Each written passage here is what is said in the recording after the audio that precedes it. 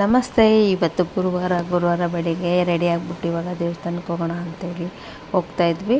ಮಳೆ ಕೂಡ ನಿಧಾನ ಸ್ವಲ್ಪ ಬರ್ತಾಯಿತ್ತು. ನಿಂತಿದ್ದೆ ಸ್ವಲ್ಪ.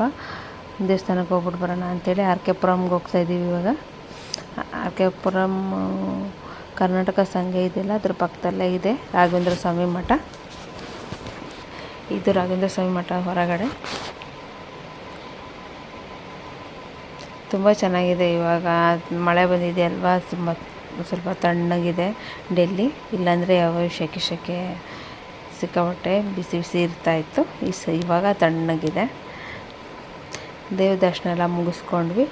ಈಗ ಆಗಸ್ಟ್ 11ಕ್ಕೆ ರಾಘವೇಂದ್ರ ಸ್ವಾಮಿಗಳ ಆರಾಧನೆ ಇದೆಯಲ್ವ, ಹಾಗಾಗಿ ನಮಗೆ ಇನ್ವಿಟೇಷನ್ ಕಾರ್ಡ್ ಕೊಟ್ಟರು. ಅದನ್ನೇ ನೋಡ್ತಾ ಇದ್ದೆ ನನ್ನ ಮಗ ಕೂಡ. ಅದಾದಮೇಲೆ ಹೊರಗಡೆ ಬಂದು ಅಲ್ಲಿ ದೇವಸ್ಥಾನದ ಪಕ್ಕದಲ್ಲೇ ಒಂದು ಮೋಸಂಬಿ ಜ್ಯೂಸ್ ಇದೆ ಅಂಗಡಿ. ಜ್ಯೂಸ್ ಕುಡಿಯೋಣ ಅಂಥೇಳಿ ಹೋಗ್ತಿದ್ವಿ. ಈ ದೇವಸ್ಥಾನ ರೋಡ್ ಪಕ್ಕನೇ ಇದೆ ಆರ್ ಕೆ ಪುರಮ್ಮು. ಜ್ಯೂಸ್ ಹೇಳಿದ್ವಿ, ಅವರು ರೆಡಿ ಮಾಡ್ತಾಯಿದ್ದಾರೆ.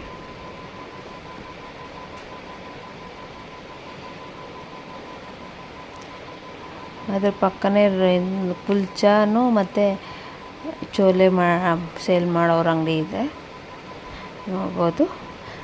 ನಾವು ಚಪಾತಿ ಅಂತೀವಲ್ವ, ಅವ್ರು ಪರಾಟ ಅಂತಾರೆ. ಎಣ್ಣೆ ಹಾಕಿದ್ರೆ ಚಪಾತಿಗೆ ಅದು ಪರಾಟ. ಇನ್ನೇನು ಮನೆ ಹತ್ರ ಹೋಗ್ತಾಯಿದ್ವಿ. ಗೇಟ್ ಹತ್ರ ಹೋದ್ವಿ, ಮಳೆ ಶುರು ಆಯಿತು.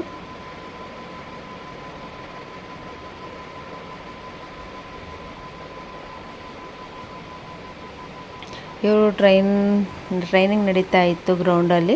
ಮಳೆ ಬರ್ತಾಯಿದೆ ಅಲ್ವಾ, ಅದಕ್ಕೇ ಮನೆಗೆ ಹೋಗ್ತಾಯಿದ್ದಾರೆ.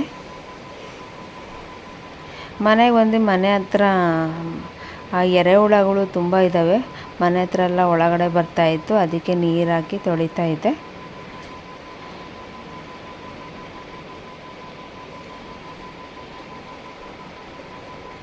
ವಿಡಿಯೋ ಇಷ್ಟ ಆದರೆ ಪ್ಲೀಸ್ ಲೈಕ್ ಮಾಡಿ, ಸಬ್ಸ್ಕ್ರೈಬ್ ಮಾಡಿ. Thank you.